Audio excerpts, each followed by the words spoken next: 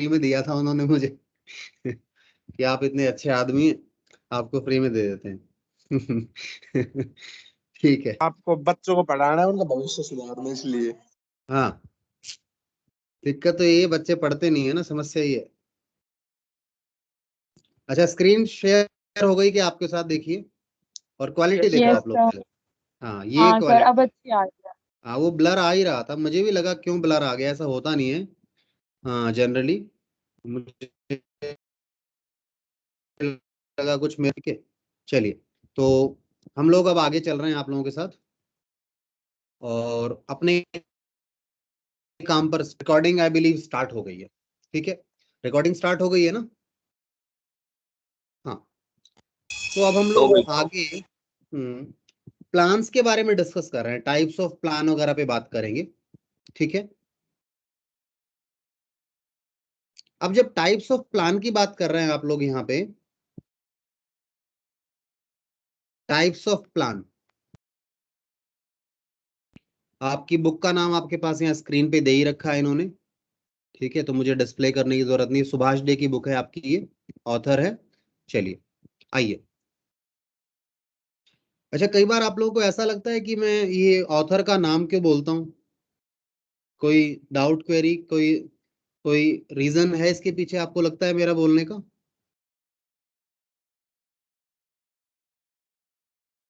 हाँ जी, a quick question, why we are sir taking the YouTube पे author's name upload every करते time? हो ना, हम्म, यूट्यूब पे अपलोड करते हो उस वजह से। हाँ बिल्कुल, बिकॉज ये जो कंटेंट है ना, ये अपना खुद का नहीं है, ऑन कंटेंट नहीं है, ऑन कंटेंट नहीं है, किसी और ने बनाया हुआ है। So you need to name the source. Source बताइए आप, क्योंकि कल लोगों को लगेगा आपने बनाया हुआ है। ठीक है, तो किसी और की मेहनत है। एजुकेशनल पर्पसेस के लिए आप यूज कर सकते हैं ऐसी चीजों को, क्योंकि एजुकेशन के लिए, लोगों के लिए, भले के लिए काम हो रहा है। अपना कोई अभी इसमें ऐसा कोई इशू नहीं है। ठीक है, चलिए, बाकी जगह पे तो कॉपीराइट इशू आ जाते हैं, एजुकेशन में ही है जो कॉपीराइट इशू नहीं आता इसको लेकर। चलिए, सो अगर टाइप्स ऑफ प्लान की बात करें, तो पहले तो क्लासिफिकेशन की बात करते हैं। देखिए, आपके जो प्लान्स हैं ना, उन्हें दो पार्ट में बांटा गया है, दो तरीके से बांटा गया। एक तो single use plan, single use plan, और एक होते हैं स्टैंडिंग प्लान। स्टैंडिंग प्लान मतलब जो रिपीटेडली, यानी आप दोबारा यूज कर सकते हैं, रिपीट कर सकते हैं, मल्टीपल टाइम यूज कर सकते हैं, मल्टीपल टाइम यूज कर सकते हैं, रिपीट कर सकते हैं। ठीक है, होता है ना, आप कुछ प्लान करते हैं, जैसे लेट्स सपोज आज आपने घूमने जाना है, तो आपने एक प्लान बनाया। ठीक है, कि सुबह इतने बजे उठेंगे, फिर ये करेंगे, पैकिंग करेंगे, फिर यहाँ जाएंगे, बस पकड़ेंगे या गाड़ी से जाएंगे, जैसे भी आपने पूरे दिन का प्लान बना लिया। क्या ये प्लान क्या ये प्लान आपको कल यूज आएगा? कल आपने स्कूल जाना है, बताइए, नहीं आएगा ये प्लान काम। बिल्कुल चेंज है, ऑल टुगेदर एक्टिविटीज चेंज है। तो जो आपने पिकनिक के लिए प्लान बनाया था, आप पिकनिक के लिए जा रहे थे ना घूमने, या आउटिंग के लिए जा रहे थे, तो आपने आउटिंग के लिए जो प्लान बनाया, वो वही यूज हो पाया। और आउटिंग भी कोई ऐसी थी कि यूनिक बार बार नहीं होती थी वो आपकी, तो रिकरिंग नहीं है आपके लिए। तो ये सिंगल यूज प्लान बन गया। ये क्या बन गया? सिंगल यूज हुआ इसका, सिंगल यूज हुआ। वहीं आपने एक प्लान बनाया फॉर योर स्कूल, आपने अपने स्कूल के लिए एक प्लान बना लिया कि भाई आपने स्कूल की पढ़ाई कैसे करनी है, कब जाना है वगैरह, सारा आपने प्लानिंग कर लिया। ठीक है ना, आपके स्कूल के लिए। तो आपने जो प्लान बनाया वो आप डेली यूज कर सकते हैं, क्योंकि स्कूल का वही टाइमिंग है। ठीक है, आपके टाइम टेबल आपके पास है, सब कुछ प्लानिंग हो गई। ठीक है, कितने बजे आपने आके पढ़ना है, रेस्ट करना है, सारा चीज रूटीन फॉलो हो सकता है। तो ये जो है, ये रिपीट प्लान हो गया, या स्टैंडिंग प्लान बोल रहे हैं। अच्छा, एक चीज और, इसका नाम स्टैंडिंग प्लान क्यों पड़ा? स्टैंडिंग, बताएगा कोई? इसे हम लोग स्टैंडिंग प्लान क्यों बोलते हैं? सिंगल यूज में तो क्लियर समझ में आता है सर, सिंगल यूज यानी एक बार यूज होगा। स्टैंडिंग का मतलब क्या है? कोई आप क्या अंदाजा लगा सकते हैं? स्टैंडिंग प्लान से मतलब समझ में आ जाएगा क्या? क्या ज्यादा किया यूज करें? होता हो। यस सर, ज्यादा यूज होता उसी हो, टाइम और का। कुछ बताइए। आपको ये वर्ड, इस वर्ड पर फोकस करो सारे बच्चे, इस वर्ड पर। सर जो एट द सेम टाइम बनाया हो। सेम टाइम पे बनाया हो सर या जो हर कंडीशन में यूज होगा। हाँ बिल्कुल, ज्यादातर यूज होगा, ठीक है ना, मैक्सिमम टाइम यूज होता रहेगा, लंबे समय यूज होगा। स्टैंडिंग मतलब वो स्टैंड करता रहेगा, it will stand with you.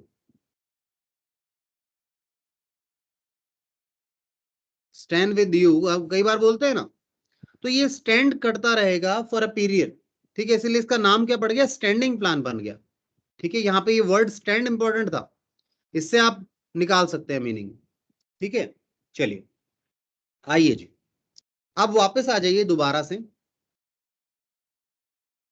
देखिए सिंगल प्लान यूज, इन्होंने क्या बोला, इन्होंने बोला single plan, sorry, single plan is developed for one time event.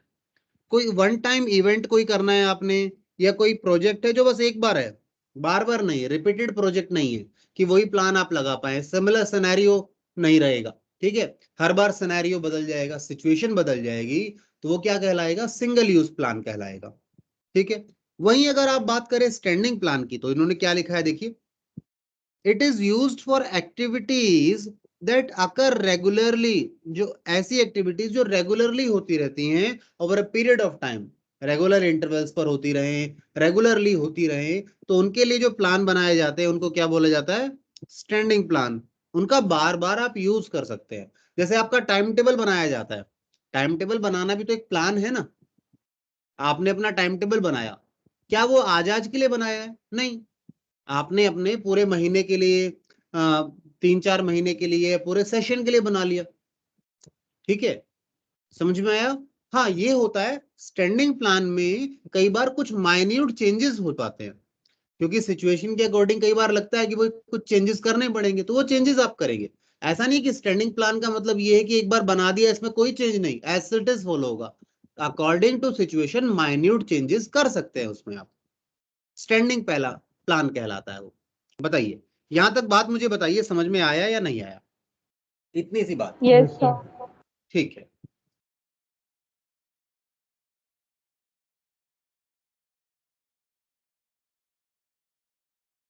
इसके बाद आगे चलेंगे हम लोग। अब देखिए, सिंगल यूज जो प्लान होते हैं उनमें जनरली क्या होते हैं, बजट, प्रोग्राम्स या प्रोजेक्ट। आप बजट समझते हैं, बजट, आपने बजट बनाया, मैं आपके बजट की बात छोड़ दो, government of India, government of India budget लेकर आती है।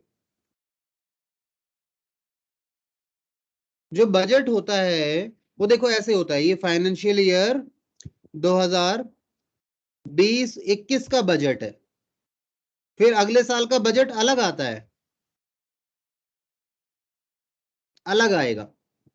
क्यों, क्योंकि ये वाला जो बजट इस साल के लिए बनाया था, वो वाला बजट इस साल काम नहीं करेगा। You need to prepare new new budget every year. बताइए, बनता है नहीं बनता।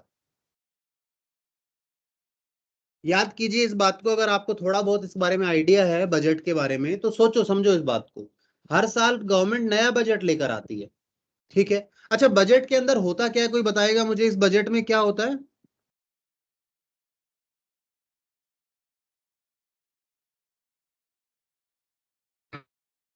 सर बताया जाता है कि पूरी साल में किस किस पे कितना कितना खर्चा होगा। हाँ बिल्कुल, प्लान्ड एक्सपेंडिचर भी बताया जाता है, किस किस एरिया में, किस किस सेक्टर में, किस किस जगह कितना खर्चा होगा। और दूसरा, ये जो प्लान्ड खर्चा होता है ना, ये होता है प्लान्ड, इसे हम क्या बोल सकते हैं कि इनकम भी होती है, एस्टिमेट होता है, बेसिस एस्टिमेटेड इनकम के हिसाब से होता है। गवर्नमेंट एस्टिमेट करती है कि हमें इस जगह से इतना पैसा आएगा, एस्टिमेटेड रेवेन्यू के कंपैरिजन में बनाया जाता है।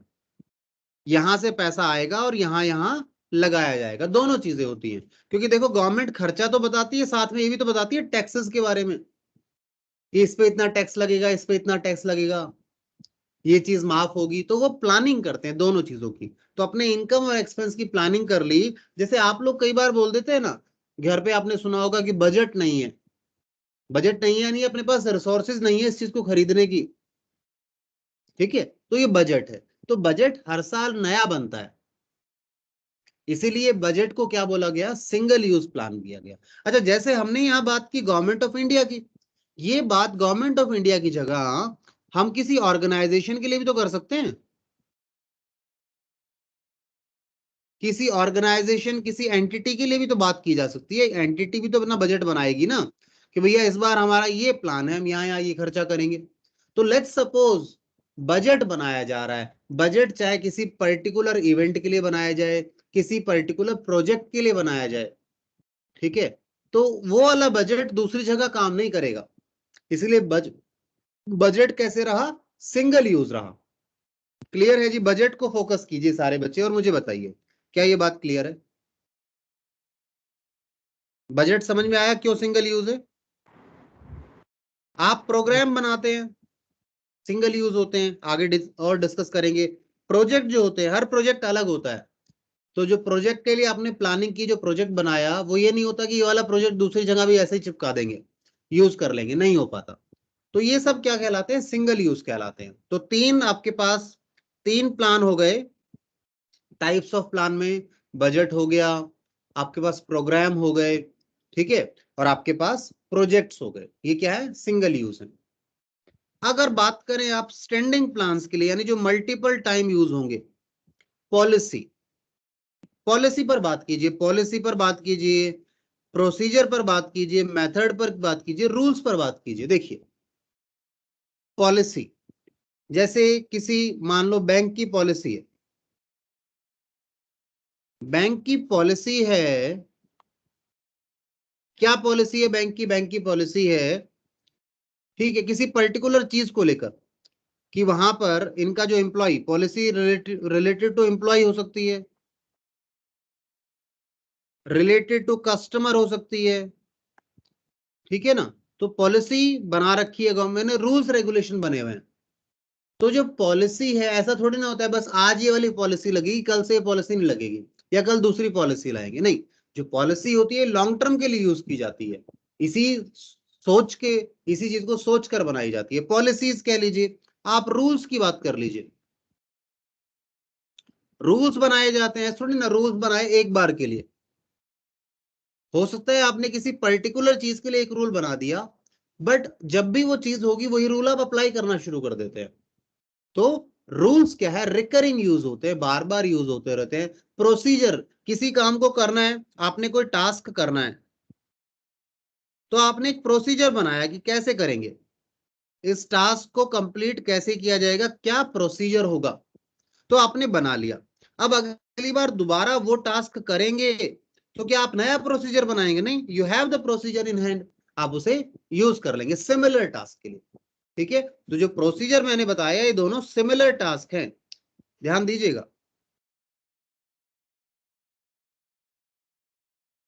ये नहीं है कि एक टास्क का प्रोसीजर दूसरे टास्क के प्रोसीजर में लग गया, ऐसा नहीं होगा।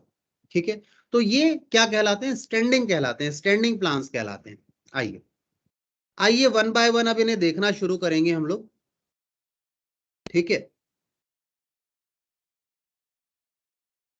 सबसे पहले देखिए, आपके पास ऑब्जेक्टिव्स हैं।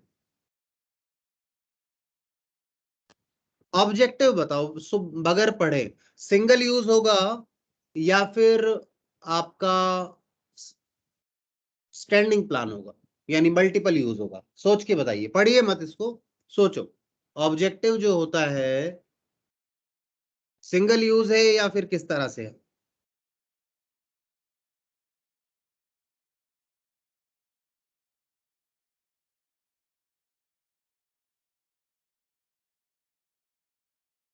Sir, I guess single use.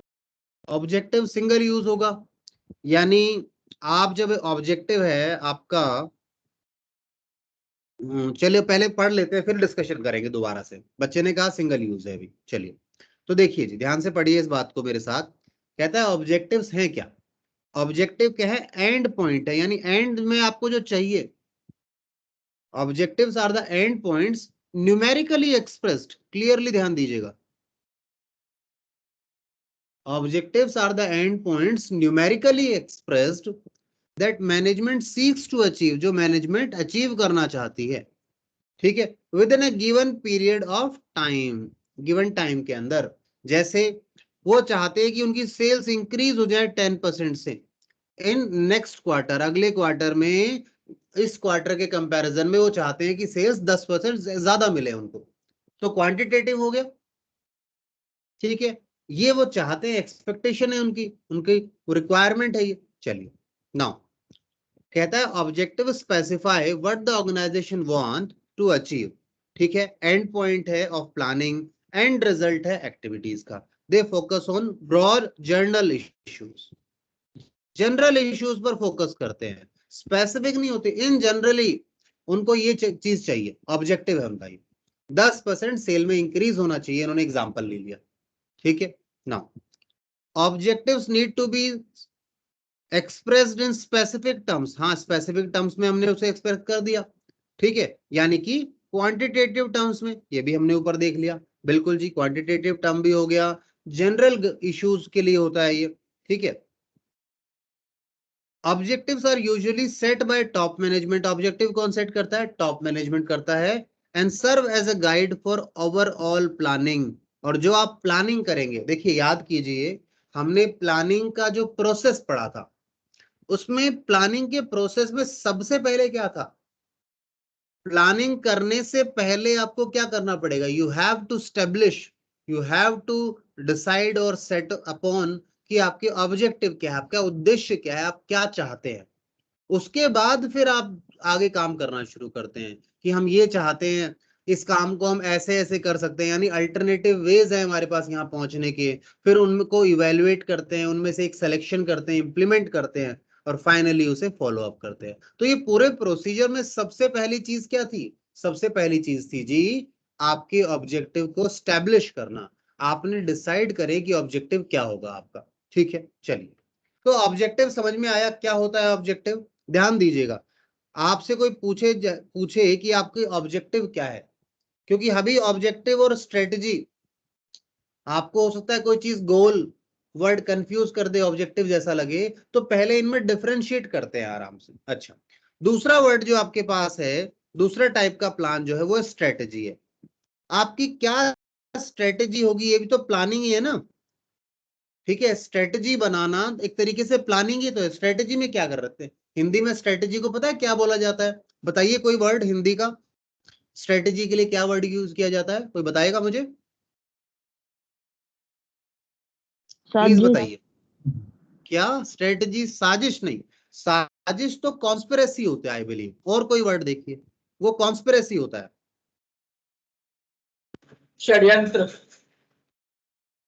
अरे वही, यही हो गया स्ट्रेटजी, रणनीति, हाँ बिल्कुल एग्जैक्टली, रणनीति। अब नीति कैसे लिखते हैं, बना लेना, मुझे नीति, शायद इधर इधर से आता है, मुझे नहीं, मतलब स्पेलिंग मुझे नहीं पता है नीति की कैसे लिखी जाती है, रणनीति इंपॉर्टेंट है। यानी पुराने समय में याद करो, जब युद्ध युद्ध होते थे, तो राजा महाराजा युद्ध से पहले रणनीति बनाते थे कि सेना यहाँ खड़ी होगी, हाथी यहाँ होंगे, घोड़े यहाँ होंगे, मैं यहाँ पर हूँगा, सेनापति यहाँ होगा, ऐसे हम उनको घेर लेंगे, मतलब समझ रहे हैं बातें, तो रणनीति बनाते थे, यानी स्ट्रेटजी बनाते थे, यानी जाने से पहले प्लानिंग कर ली, यानी प्लान बना लिया। कुछ क्लियर हो रहा है थोड़ा सा स्ट्रेटजी को, मतलब इसका जब तक आपको एक्चुअल मीनिंग समझ नहीं आएगा ना, टाइप्स ऑफ प्लान का, जब तक वो प्लान समझ में नहीं आ पाएगा एक्चुअल में है क्या, क्योंकि है तो सारे ही प्लान, ठीक है। चलिए, तो ये कॉन्स्पिरेसी और षड्यंत्र तो नहीं, वैसे षड्यंत्र करना भी प्लानिंग ही हो सकती है, ठीक है, बट यहाँ हम स्ट्रेटेजी को हम पॉजिटिव में लेकर चल रहे हैं, क्योंकि कॉन्स्पिरेसी किसी के अगेंस्ट साजिश करना होता है, और जो दूसरा एक बच्चे ने बताया था मुझे कॉन्स्पिरेसी, सक्षम ने क्या बताया था, सक्षम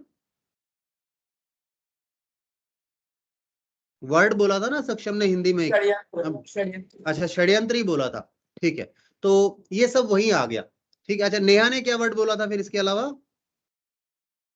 साजिश। अच्छा, साजिश और षड्यंत्र, हाँ वो दोनों एक ही है। साजिश करना किसी के लिए, क्योंकि नेगेटिव चीज पर जाता है, मतलब किसी को नुकसान पहुंचाने के लिए आप काम कर रहे हैं, और थोड़ा सा नेगेटिव है, किसी के मतलब पीछे से साजिश की जाती है, मतलब किसको पता ही नहीं है, ठीक है, और थोड़ा नेगेटिव वाला वर्ड है, ठीक है। षड्यंत्र भी कॉन्स्पिरेसी को ऐसा भी ही है। बोलेंगे साजिश। किसको?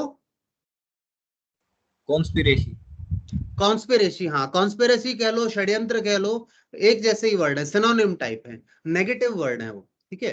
तो उसमें थोड़ा नेगेटिविटी दिखती है, नेगेटिव इंपैक्ट दिखता है, व्यक्ति को नेगेटिव माना जाता है। जब मानो कोई षड्यंत्र कर रहा है, कोई साजिश कर रहा है किसी के अगेंस्ट, तो उस व्यक्ति को नेगेटिव माना जाता है। करने को यहाँ ये स्ट्रेटेजी भी तो हम क्या कर रहे हैं, उनको कैसे हराएंगे, पर ये पॉजिटिव माना जाता है, ठीक है। जरूरी है, आप कोई भी काम करने जा रहे हैं, आपको अच्छे नंबर लाने हैं, तो आपको स्ट्रेटेजी बनानी होगी, कैसे काम करना है मुझे, ठीक है। तो पॉजिटिव एस्पेक्ट में है। चलिए, तो स्ट्रेटेजी क्या होता है, सुनिए। स्ट्रेटेजी क्या है? कंप्रिहेंसिव प्लान है। कैसा प्लान है? कंप्रिहेंसिव। कंप्रिहेंसिव का मतलब पता है आप लोगों को क्या होता है? हाँ जी, waiting for your answers. Comprehensive क्या होता है?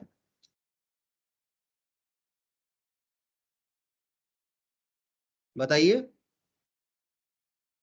सर छोटे फॉर्म में करना। वो तो कंप्रिहेंसिव पक्का देखो, डिक्शनरी मीनिंग देखो, जल्दी से डिक्शनरी मीनिंग देखिए सारे बच्चे। कंप्रिहेंसिव का मीनिंग क्या है? वास्ट।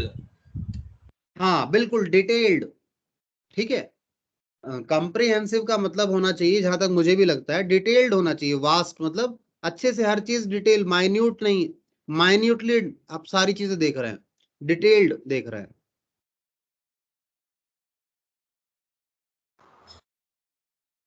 एलोबरेटेड। हाँ बिल्कुल, Yes. मतलब अच्छे से एक्सप्लेन किया हुआ, हर चीज को बताया हुआ है, सारी डिटेल्स है, कंप्रिहेंसिव है। स्ट्रेटजी में ऐसा ही होता है, ठीक है। Strategy is a comprehensive plan for accomplishing, means achieving, accomplish means achieving an organization's objective, यानी ऑर्गेनाइजेशन का जो ऑब्जेक्टिव है, कि मानो हमारे पास ऊपर एग्जांपल था कि हमें 10% से अपनी सेल्स को इंक्रीज करना है, अब ये 10% से इंक्रीज करना है, तो कैसे करेंगे, हर बिल्कुल डिटेल्ड साहब ये करने वाले हैं एग्जैक्टली हम, ठीक है। तो वो क्या हो गया? स्ट्रेटेजी हो गई, ठीक है। Now comprehensive plan includes 3 dimensions। अब जब हम कहते हैं स्ट्रेटजी है, तो स्ट्रेटजी यानी कंप्रिहेंसिव प्लान, उसके 3 डायमेंशंस हैं। 3 डायमेंशंस हैं इसके, कौन कौन से हैं देखिए। पहला, long term objective, long term objective determine हो। दूसरा, adopting a particular course of action, यानी आपने ये तरीका अपनाना है, यानी यहां पर भी डिफरेंट वेज होंगे आपके पास, डिफरेंट मेथड्स होंगे, उनमें से आपने कौन सा कोर्स ऑफ एक्शन लेना है, कौन सी रणनीति रहेगी, क्या स्ट्रेटेजी रहेगी। And allocating necessary resources, resources necessary to achieve the objective, और उस ऑब्जेक्टिव को अचीव करने के लिए आपको जो रिसोर्सेज चाहिए वो भी तो देनी पड़ेगी, वो भी तो एलोकेट करनी पड़ेगी, तभी तो आप अपने प्लान को, नहीं, आप अपने ऑब्जेक्टिव को अचीव कर पाएंगे through making a proper strategy, ठीक है। तो ये adopting a particular course of action, ये है स्ट्रेटजी, अगर एग्जैक्टली देखें तो। क्योंकि ये तो क्या था, ऑब्जेक्टिव आपका, इस ऑब्जेक्टिव को अचीव करने के लिए आपने एक कोर्स ऑफ एक्शन दिया, रखा, तैयार किया कि भाई ऐसे काम करना है, और इस काम को करते समय आपको जो रिसोर्सेज चाहिए वो आपको मिलेंगी, तभी तो आप अचीव कर पाएंगे। आपने कह दिया 10% सेल्स इंक्रीज करके लाओ जी, आपने स्ट्रेटेजी बना ली, ये करेंगे, ऐसे ऐसे चाहिए हमें, ये लोग चाहिए, ये मेथड लगाने पड़ेंगे, तो इन सब के लिए फंड्स चाहिए, ह्यूमन रिसोर्सेज चाहिए, वो कहां से आएंगी, वो आपको देंगे, तभी तो आप अपनी स्ट्रेटजी को इंप्लीमेंट कर पाएंगे, ठीक है। Now a strategy is a part of strategic planning और मैनेजमेंट। तो स्ट्रेटजी कहता है पार्ट ऑफ मैनेजमेंट है, मैनेजमेंट प्लानिंग का हिस्सा है ये, ठीक है। It is a general plan, अब जनरल है ये, general plan prepared by top management outlining resource allocation, resources क्या क्या चाहिए, प्रायोरिटीज, किस चीज को प्रायोरिटी देनी है, किस चीज को नहीं, ठीक है। And taking into consideration the business environment and competition. जब स्ट्रेटजी बनाएंगे तो क्या आप बिजनेस एनवायरनमेंट को स्टडी नहीं करेंगे? आप देखेंगे नहीं कि बिजनेस एनवायरनमेंट कैसा है, उसमें आपको कैसे बिहेव करना चाहिए। स्ट्रेटजी में होता ही ये है। आपके पास मैं बताऊं, आपके पास ना अगर आप प्रोफेशनल कोर्स वगैरह में जाएंगे या फिर एमबीए वगैरह में जाएंगे तो एक सब्जेक्ट होता है, हम लोगों ने पढ़ा था, आईपीसीसी वगैरह में पढ़ा था, स्ट्रेटेजिक मैनेजमेंट।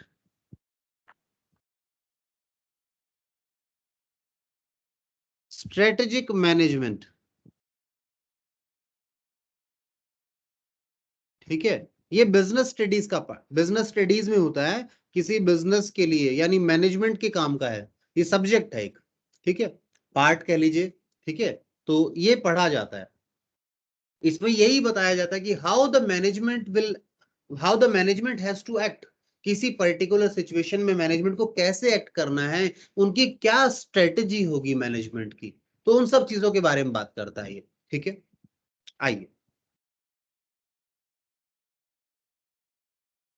ठीक है। Now it provides a broad counter of an organization, broad method या वे आउट, ठीक है। ब्रॉड काउंटर का मतलब क्या होता है, जरा कोई देख के बताओ मुझे।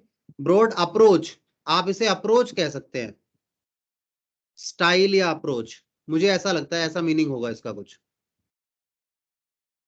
अप्रोच या स्टाइल, ठीक है ना, of an organization business and refers to future decisions defining the organization direction and scope of long term, ठीक है।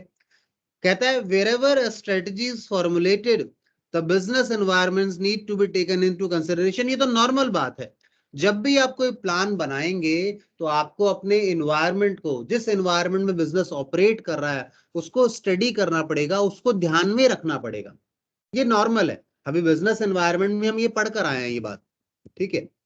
आई बिलीव यहां तक बात क्लियर है आप लोगों को। आप जब स्ट्रेटेजी बनाते हैं, जैसे मानो पुराने समय की बात करें, युद्ध में राजा जी जब स्ट्रेटेजी बनाते थे तो देखते ये नहीं थे कि दूसरा हमारा जो कंपटीटर है या दूसरे राजा जिनके साथ युद्ध हो रहा है, ठीक है, तो या दूसरी सेना जो है उनकी क्या क्या शक्तियां हैं, उनकी वीकनेस क्या है, उनकी स्ट्रेंथ क्या है, उनके पास क्या अवसर है। जैसे मानो आप पहाड़ के ऊपर है तो आपके पास आपकी स्ट्रेंथ है, आप पहाड़ के ऊपर है, आपकी स्ट्रेंथ है, ठीक है, आप इसे यूज कर सकते हैं, ठीक है। दूसरे व्यक्ति को नीचे से आना पड़ेगा, उसे फोर्स लगेगी, वो पहुंच नहीं पाएगा, ठीक है। तो स्ट्रेंथ की बात हो गई। तो स्ट्रेटेजी कैसी बनाएंगे आप, मानो आपका जो दूसरा विपक्ष है यानी जो दूसरी सेना है वो पहाड़ के ऊपर है, तो अब आप क्या स्ट्रेटेजी बनाएंगे, यानी अब आपको ढूंढना पड़ेगा कि आपकी स्ट्रेंथ क्या है, ठीक है, आपके पास क्या अवसर है, ठीक है, आप कैसे उनको हरा सकते हैं। तो ये सब स्ट्रेटेजी का पार्ट होता है, ठीक है। अब यहां हम बात करें बिजनेस को लेकर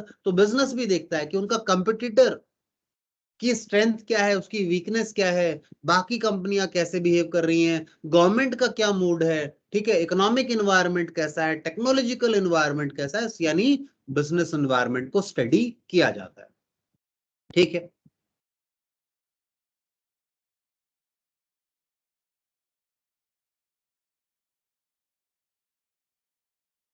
नाउ पॉलिसी की बात करें, पॉलिसी मैंने अभी बताया था आपको, पीछे भी पॉलिसी क्या है, आप रूल रेगुलेशन बना लेते हैं, गाइडलाइन बना लेते हैं, इंस्ट्रक्शंस बना लेते हैं, ठीक है, पॉलिसी कहलाता है आपके लिए। वो कहता है policy is a general guideline that guide thinking और channelize energies toward a particular direction.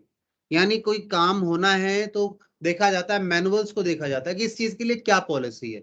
मानो कि एम्प्लॉय फॉरेन ट्रेवल के लिए जा रहा है कंपनी में, तो फॉरेन ट्रेवल के लिए जा रहा है तो कंपनी की क्या पॉलिसी है, क्या कंपनी उसके खर्चे खुद बियर करेगी, वो जाएगा तो, क्योंकि बिजनेस के काम के से जा रहा है ऑब्वियसली बियर करेंगे, तो उसे कितना खर्चा पर डे अलाउड है, कितना खर्चा वो कर सकता है पर डे, तो ये पॉलिसी होगी, गाइडलाइन इशू हो गई कंपनी के द्वारा, ठीक है।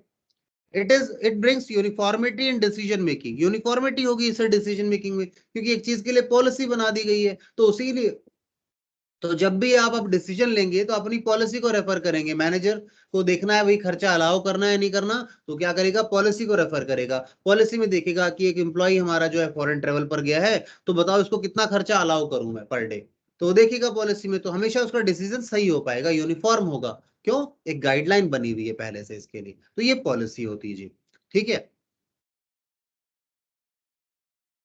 अब जो पॉलिसी है वो क्या करती है, आपने देखो अभी आपके साथ हमने सबसे पहले तो ऑब्जेक्टिव को देखा था, ऑब्जेक्टिव के बाद स्ट्रेटेजी देखा। कहा हमने क्या कहा था, ऑब्जेक्टिव को अचीव करने के लिए हम स्ट्रेटेजी बनाते हैं, और स्ट्रेटेजी को इंप्लीमेंट करने के लिए, ठीक है, जो हमने बनाया है उसे डिटेल्ड आउट में आती हैं पॉलिसीज वगैरह, क्योंकि आपकी स्ट्रेटेजी है कि हम ये इस तरह की गाइडलाइंस इशू करेंगे, तो स्ट्रेटेजी का पार्ट बन जाएगा आपका क्या, पॉलिसी। ठीक है, चलिए ये पार्ट आप पढ़ेंगे यहां पर, मैं आपको सेल्फ रीडिंग के लिए दे रहा हूं। ठीक है, नाउ प्रोसीजर क्या होता है, प्रोसीजर यानी मेथड, एक तरीके से लगेगा आपको। प्रोसीजर क्या है, आपको लग सकता है प्रोसीजर क्या है, मेथड है, पर ध्यान दीजिए आपके पास एक चीज मैं दिखाता हूं अभी दोबारा आपको ले जाकर, ये देखिए प्रोसीजर यहां भी लिखा है और मेथड भी लिखा है, यानी प्रोसीजर अलग है और मेथड अलग है। बाकी आपको लगता क्या है, प्रोसीजर मेथड जैसा लगता है, सिनोनिम है, ठीक है, बट डिफरेंसेस तो हैं। अगर एक ही होता तो दो वर्ड क्यों बनते, तो कुछ डिफरेंस तो है। आइए जी, प्रोसीजर समझे क्या होता है प्रोसीजर। कहता है procedure is a consist of sequence of routine steps, तो sequence of routine steps performed in a chronological order, यानी कि प्रोसीजर यही है, पहले ये करना होगा फिर ये करना होगा। जैसे आपको सीए के एग्जाम मतलब सीए बनना है तो प्रोसीजर है, पहले आप क्या बोलते हैं एंट्रेंस टेस्ट देंगे, ठीक है, फिर नेक्स्ट लेवल पर जाएंगे, इस तरह से प्रोसीजर बना हुआ है। ठीक है, तो क्रोनोलॉजिकल ऑर्डर में है, ऐसा नहीं होगा कि जो बात तीसरे पे लिखी है वो पहले कर लो, पहले वाली तीसरे पे कर लो, ऐसा नहीं चलेगा। जिस ऑर्डर में है उसी ऑर्डर में करना पड़ेगा, प्रोसीजर कहलाएगा वो। ठीक है, to carry out activity, it details the exact manner in which work is to be perform, तो एग्जैक्टली वर्क कैसे परफॉर्म होना है ये आपको कौन बताता है, ये आपका प्रोसीजर बताता है। एग्जाम्पल देख लीजिए, एग्जाम्पल इन्होंने दिया है, कहता है procedure for reporting progress in production, a procedure for requisitioning supplies before production, तो कहता है जो प्रोडक्शन में प्रोग्रेस होगा उसको आप बता सकते हैं अपनी क्या बोलते हैं किसके थ्रू, बताइए, आपके प्रोसीजर के थ्रू, कि भैया आप कहां पर है, किस स्टेज पर है, तो कितनी प्रोग्रेस हो चुकी है प्रोडक्शन में, आपके प्रोसीजर में वो कहीं ना कहीं पर होगा।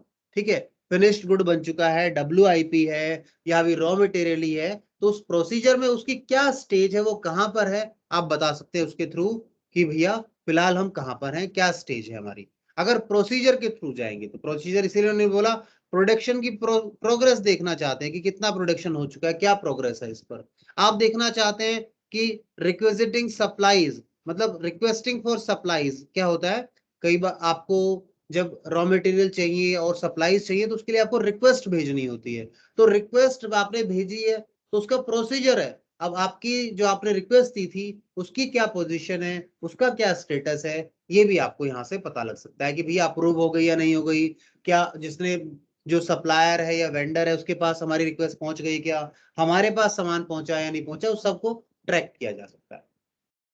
ठीक है, द कहता है सीक्वेंस ऑफ स्टेप और actions to be taken are generally to enforce a policy, अब ये जो आपने प्रोसीजर है ये किस लिए होते हैं, टू इन्फोर्स द पॉलिसी, यानी सीक्वेंस बनते जा रहा है, पॉलिसी को लागू करने के लिए प्रोसीजर बना दिया गया। ठीक है, प्रोसीजर बना दिया गया कि आज जैसे आप एम्प्लॉय फॉरेन ट्रेवल पर जा रहा है तो पॉलिसी है कि कितना खर्चा अलाउड होगा या नहीं होगा, तो एम्प्लॉय को क्या करना है, एक प्रोसीजर फॉलो करना होगा कि उसे अपना एक पहले फॉर्म फिल करना होगा, मैनेजर को भेजना होगा, तो एक प्रोसीजर बन गया। तो जो प्रोसीजर बन जाएगा तो आपकी जो पॉलिसी है, जो गाइडलाइन है वो पूरी हो जाएगी। ठीक है, और एक और बात इंपॉर्टेंट यहाँ ये जो इन्होंने लिखी है कि जो प्रोसीजर है ना वो इनसाइडर्स के लिए होते हैं, बाहर वाले थोड़े ना करेंगे काम, काम तो हमें करके देना है, तो इनसाइडर्स के लिए प्रोसीजर है कि हमें ऐसे करना है। दूसरे के लिए आप खुद सोचो ये इनसाइडर के लिए क्यों है, क्या आप दूसरों के लिए प्रोसीजर बना सकते हो, खुद सोचिए, क्या मैं आपको बोल सकता हूँ भैया आप ऐसे काम करेंगे, नहीं, मैं अपने लिए बना सकता हूं, तो प्रोसीजर हमेशा इनसाइडर के लिए काम करेगा। ठीक है, चलिए यहां तक मुझे बताइए, कोई डाउट हो, क्वेरी हो तो प्लीज बताइए, फिर आगे चलेंगे।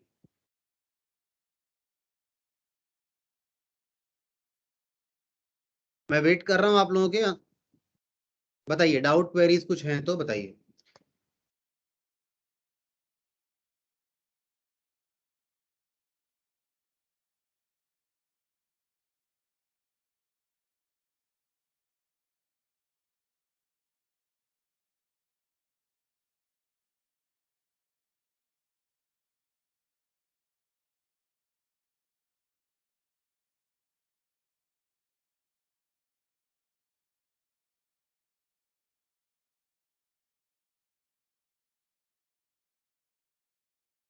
बताइए बेटा,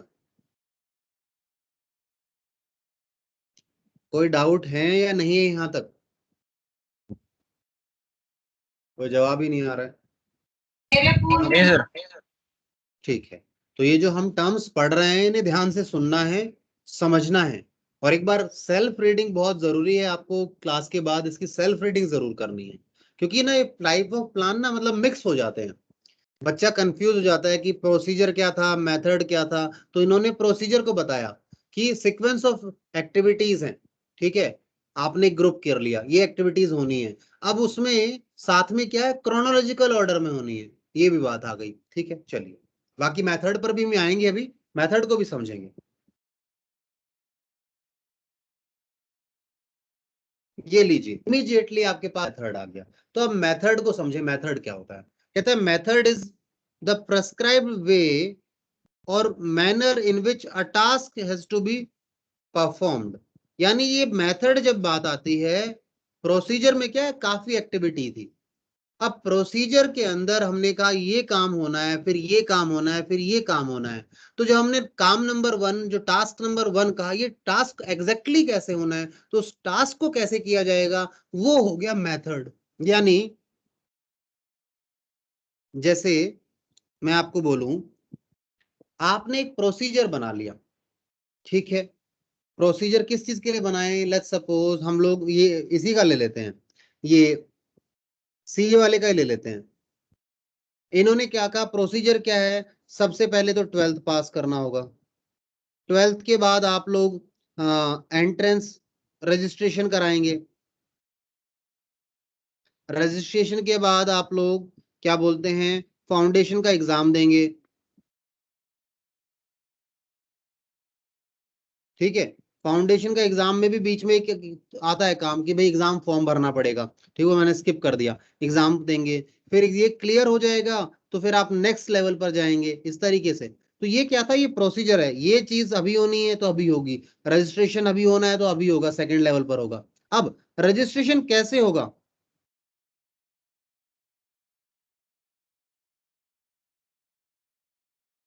गेट रजिस्टर्ड।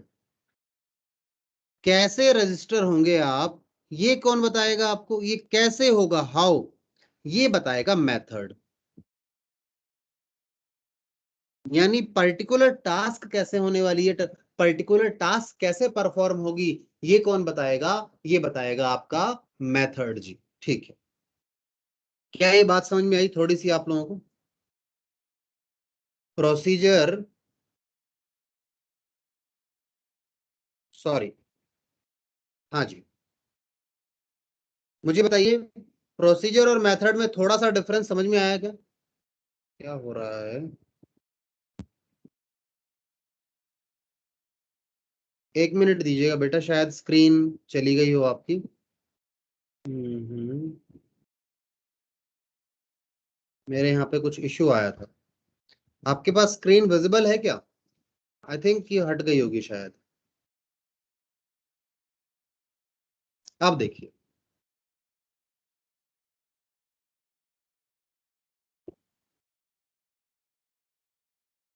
दोबारा आ जाइए मेथड पर।